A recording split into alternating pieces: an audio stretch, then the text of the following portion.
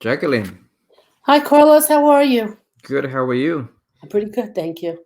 Good, good. We are live and we are ready to have a good conversation this afternoon. First of all, thank you for accepting the invitation Thank and for us to be able to provide this opportunity to have a conversation, talk about what we're facing, talking about what's going on in our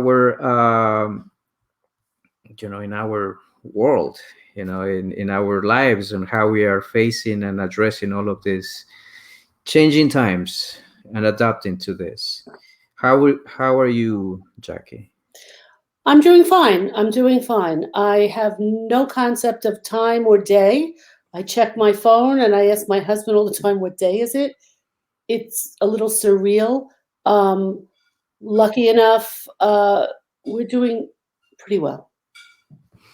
Excellent, excellent. And the purpose of Teaching Tidbits is for us to be able to share some tips that could be helpful for other colleagues that are facing the same thing that we are, and we wanted to have a conversation on how we've been doing this transition to remote learning in so little time, and considering all of the other circumstances that are happening everywhere.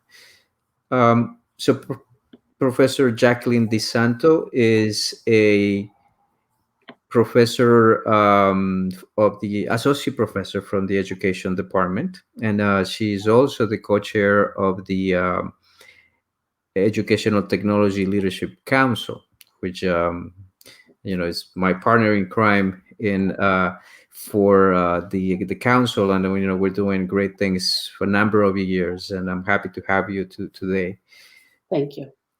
So, Jackie, I wanted for us to start having conversations about our students and how do we keep communication regularly with our students? I find by treating them the way I would my family and friends with whom I'm in close contact. I send out at least 5 to 6 announcements, more like reminders. How are you? I saw this in the news. I just want you to know this is coming up. Sometimes, often, I'm sharing information that comes through from the library, from the writing center, uh, resources for food, for housing, for help with people who have been furloughed or have lost their jobs temporarily or permanently because of this. The students appreciate it. I had one student tell me last week that, similar to what I said, that she's lost time and date, that hearing from professors through announcements is a lifeline. It's knowing that they're not forgotten, that they're not in a deep hole, and that someone cares enough to just say hello. It humbled me. I have to tell you, it really did humble me. And for me, seeing the messages from the president, the provost, from CTL, from EdTech, knowing that there were webinars and sessions, have made me feel less isolated. And I do feel isolated. So that has been a huge help. So thinking of our students who are probably feeling much more than we are feeling, and saying what helps you, getting a phone call, reading something on your phone that's interesting. We need to provide that for our students, and maybe not the phone calls, but at least be there through Blackboard. It's an excellent tool for communication. Excellent. And you said a couple of words that are very key, right? We feel isolated. We are in our homes, and we haven't been outside for a while, and then this sense of connection is important to keep and to identify how we do it. It's also, I found, it's hard to become more than what we've been to them. I mean, I'm a teacher. I know how to teach. I'm not a counselor, and I'm petrified. I have one daughter who tested positive. She's fine. She's healthy again. My other daughter and her husband most likely were positive because they were all together and all sick at the same time. And I know the fear that I felt. I'm not allowed near them. I was helpless as a parent. I've started a discussion where I simply said, people we love. And I said to them, whether they're ill, out of work, distant from you, and you don't know what's going on in their lives, just post the names. And as you read them, you don't have to pray. Not everybody prays, but just send a quick thought out to the person. Great. They are very happy with it. It's hard for us to be more than what we're trained to do, but it's not hard for us to remember. And one thing I learned from my students, they ask me before they say anything, how are you? How's your family? They're looking at us more as people than as their professor, as the person in EdTech, as the person in the bursar. They are looking at us as people they care about. And that's important to make sure that then students are to the other side of the screen, and then they feel that we are supporting them, and there is someone that is caring for what's going on. Absolutely. Now, in this sense of having, we have to keep communication with our students, and knowing that there are so many things in the middle, how do we set realistic expectations for our students? I'm going to give you the answer that came into my head. I don't know whether you'll edit it out. Throw them out the window. When I sat down to adjust my syllabus, particularly for my FYS, because they're my least experienced students, some of them are brand new to college, I was trying to finagle dates, and I'm going to move this to this week, and I'm going to do this on this date. And I looked at it and I said, oh my goodness, I wouldn't want to be doing that work. I don't want to be grading that work. It's crazy. So I went way back to what the final goals are. What are the student learning outcomes in this class? What absolutely has to stay? What I got rid of was the small homeworks that they were doing for me every week. I said, this is not necessary. I'd rather them spend more time on the major assignments, on the readings, on our conversations. So by dropping something off the schedule became something that was manageable, was doable. And we're spending more time on each piece than we would have if life hadn't changed. Great. So, have to make sure that then you identify, but there was some work that you had to do to make sure that then you were able to accomplish that. And yeah, it didn't come off the top of my head. It took me a while, the recalibration week, it seemed almost superfluous for me. Like, I don't need this. And then when I looked at what I had to do, I was very grateful that we had that time, because I used it to really examine, what do I want my students to show me? Exactly. And, this comes for you. You have been teaching online learning for a while. Since I got here 11 years ago, yeah. This is something that, we continuously have conversations about. How do we keep our students engaged in the online environment? Any tips that you want to provide about that? Offer several ways, several means of communication. If you're doing a collaborative session, keep your eye on the chat button, because they may know that they have you for an hour or an hour and 15-minute session, but they have a question to ask. Try to allow time either before or after a synchronous session for them to ask their questions, or to just say hi. Encourage them to email you. Encourage them, if you do share your number, perhaps text. Open up a discussion board and look at it once or twice a week. Just say, here, this is for us. Whatever your thoughts are. It helps. It helps to know that it's appreciated. That's what keeps me going, knowing that anything I put up there is not being ignored. Even if one student uses that to talk with you or to share something with you, it's important. Also, for me, it's because I do tend to talk a lot, and I do tend to share, to repeat myself. Think before you send an announcement out. Keep it as short as possible, because just as we are inundated with long or back and forth emails, so are they. So by giving them smaller bites, Maybe instead of doing one long email with everything that you have to do for the week, send a little bit every day, or send it in 2 or 3 emails in the day if you have to, or 2 or 3 announcements.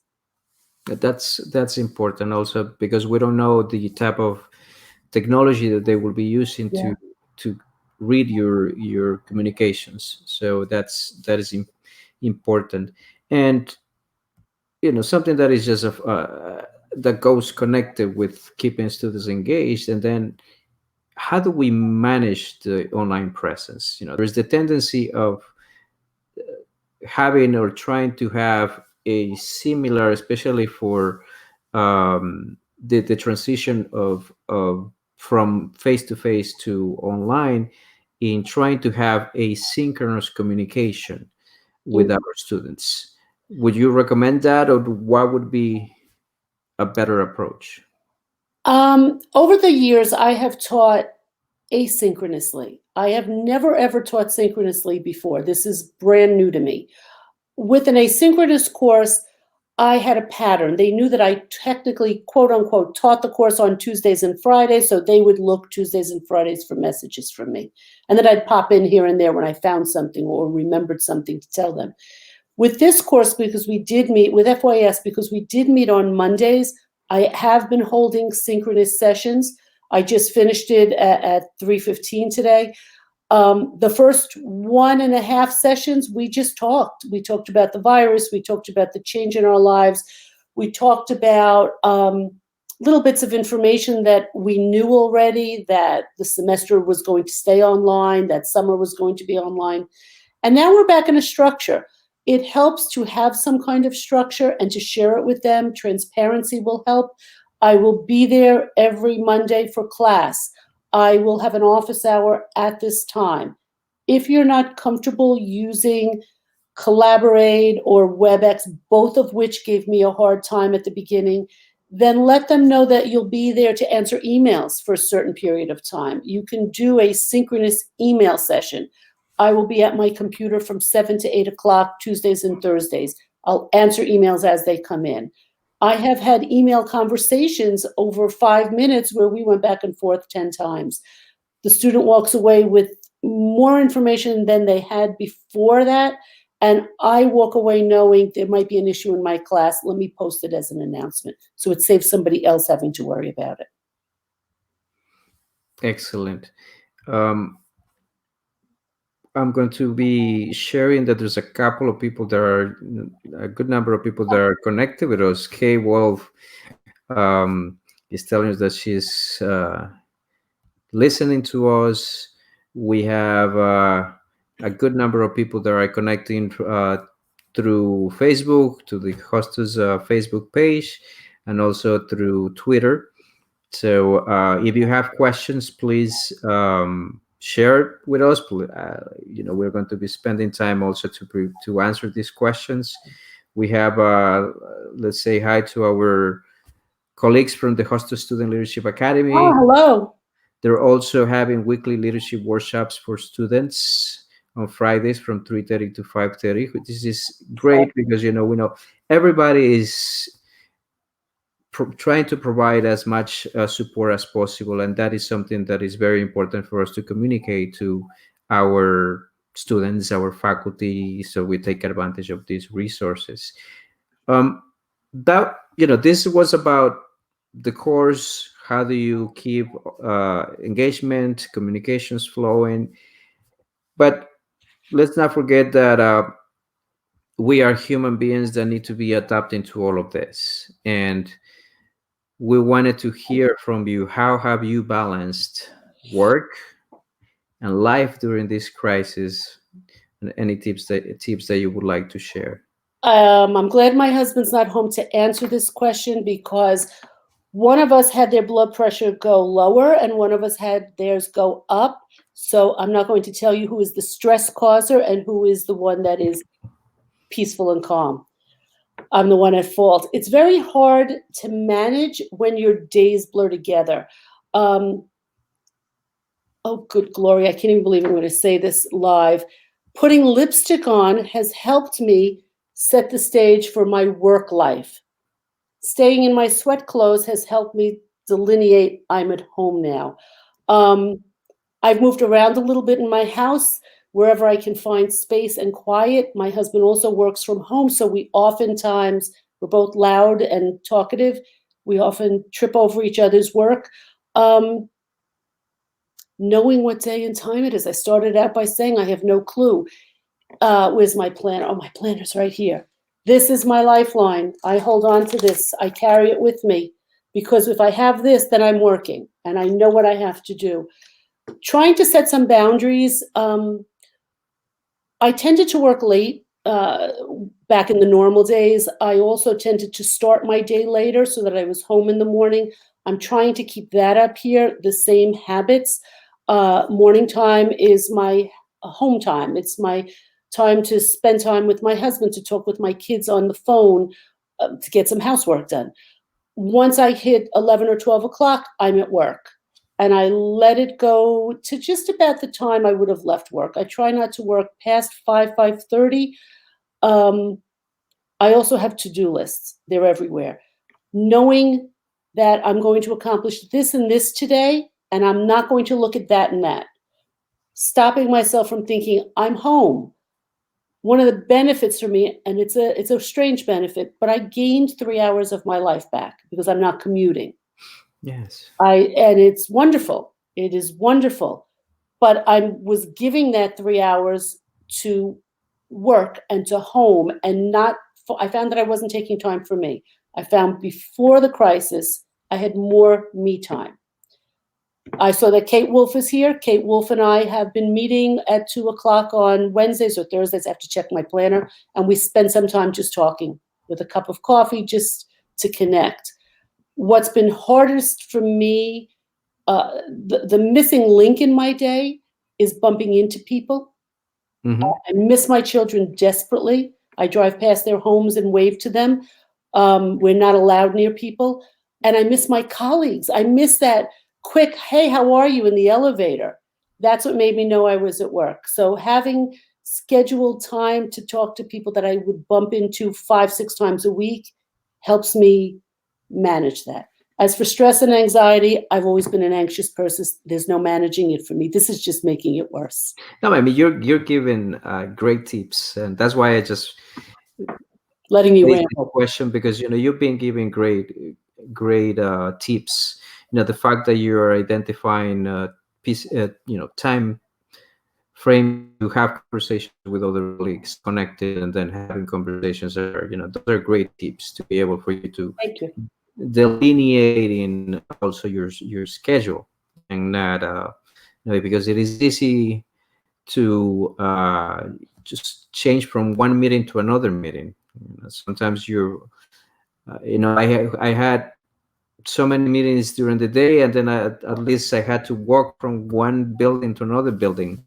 Right now I just have to click from one meeting to another meeting, You which said that to us at a meeting. You said, I have to go. I have to run to another meeting. And you were because laughing because you just were getting rid of us and clicking on another link. so I was not running anymore. No, you weren't running. But also, what's missing from that, because of our schedule at work, no matter how many back-to-back-to-back meetings you had, there was 15 minutes between them for you to get a cup of coffee, comb your hair, you just take a breath. Now I find with this, the meetings are scheduled to the dot. There's no 15-minute middle time. Mm-hmm. So I found myself a couple times just sitting at my desk for 3 hours straight. And when I got up, I said, wow, why does every bone in my body hurt? It's forced me to say, even when I'm the one saying, let's meet, Mm-hmm. we're ending at one time. I'm going back to the schedule we kept at school when we were on campus. Excellent. Any resources that you're using that you would like to share that has been helpful for you? Nothing that I haven't been using already. I have to give a shout out to the Dean of Education at CUNY Central. She did a marvelous job finding us tapes of websites with stored tapes of live classrooms, because in teacher ed, we have a field experience class. The students were pulled out of their fields very early and they have to do 120 hours. It cannot ends because the course transfers to Lehman College and Medgar Evers, so they can't lose that credit. They very quickly worked with the state and found us approved sites.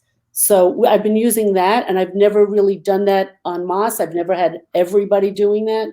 We've done it for a few medical issues, but never for 65 students at one time.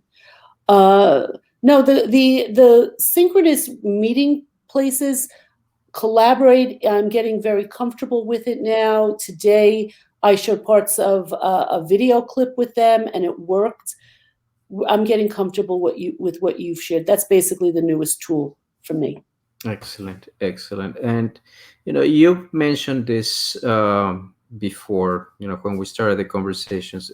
Any other things that come to mind? Any challenges that you have faced in this transition? Right now, it's advisement. We've reached out to our students. The 5 full-time advisors in our program have set up which students they're going to advise, but because we don't see them, we're not sure if they're listening to us or if they're even going to contact us for advisement. We're emailing them. We don't always get a response quickly. A lot of them don't have cell phone numbers listed on CUNY first. Concern for our students, concern for them moving forward. That's a challenge. That's about it. I have to say, with all the support that's been in place, the challenges have been mitigated to a certain degree. Yeah. My challenges are more intangible. That's good to hear that the college is doing a great job in helping. There's always going to be more to do, but at least if we are able to channel this type of needs, it is important. Your group inspired us to do something. We had a couple adjuncts who have not gone through any training. If they had their way, they would have finished their careers at Hostos without ever having gone on Blackboard. So all of a sudden they're thrown there, and their heart's in the right place. They want to do a good job, but there was not enough time. There just wasn't enough time. The staff in EdTech, literally gave them undivided attention, one-on-one attention. They took webinars. They went to some of the online meetings. They're doing a pretty good job, and they're very engaged. Because of the attention you all gave them, we're now holding meetings with them every 2 weeks, just for a chance to ask questions, just for a chance to them say, am I doing this right? I'm hearing from students. I think they're doing a marvelous job. I really do. I think they're No, doing a good job. that's excellent. That's good to hear. One thing that I wanted to ask also, you have direct contact with students. Mhm. What type of challenges have students shared with you? Fear comes to mind first. They are petrified for their loved ones. Many of our students have family members outside of this country in areas that do not have the technology that we have. They can't just pick up a phone and call them. They are worried for their health, their safety, their financial stability. A decent number of my students are out of work. A couple of them are the only breadwinners now in their homes because they work in food, grocery stores, or in medical places, and they're asked to step up their hours. So on one hand, they're making more money for the family, but on the other hand, they're putting themselves more at risk. They're having trouble managing that. They are concerned for themselves. They're concerned for bringing the virus home, but yet they know that they need money to buy food and pay their utilities and whatnot. The challenges I'm hearing from them are pretty much the same that we're feeling. Am I a student now 24 hours a day? Am I allowed to take a weekend? What if I just want to stay in bed? Yet they keep going. So they are a good source of resilience for us because they're there. They're there. Their goal is they are finishing this semester.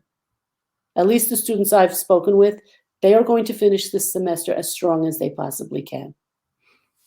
Yes, and then that this question was in the sense for us to keep that present, right? To make sure that we know that we as faculty and staff are facing very various challenges, but also our students are, and some might be facing even more difficult challenges that we have to be very mindful in how we set those expectations, how we are flexible, and that we know that we are all helping each other to make sure that then they accomplish what they came to our college for, is succeeding in their student in studies, and then being able to continue in life.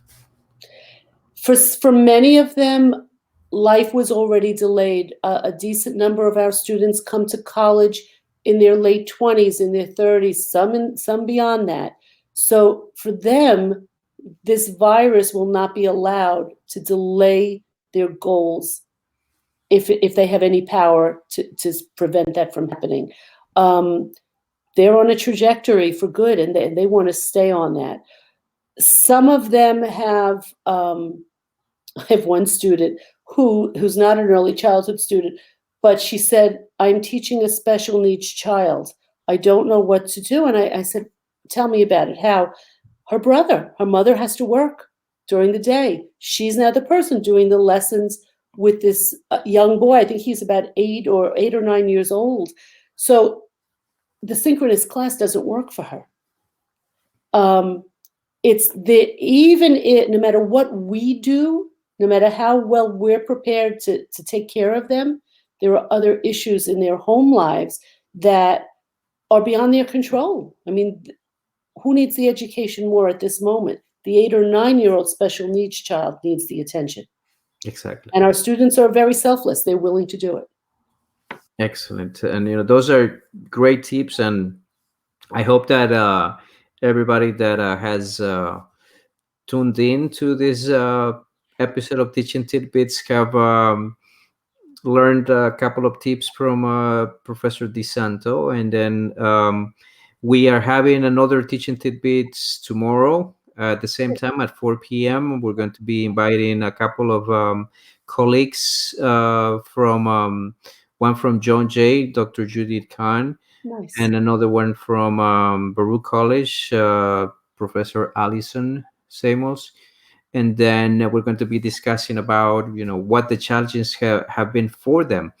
They have a similar role that I do at Hostos Community College in managing online learning and Center for Teaching and Learning, and we wanted to hear from them and to see how they have been facing and what they have seen at their campuses. So we invite everybody to come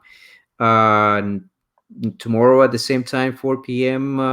The Hostos Facebook page. You can also join us in Twitter. And Jackie, thank you very much again for joining us today. And we will continue to have our work conversations and moving along. Carlos, thank you so much for having me. I appreciate it. I really do. And thank you for all the help that you've given me. Thank you.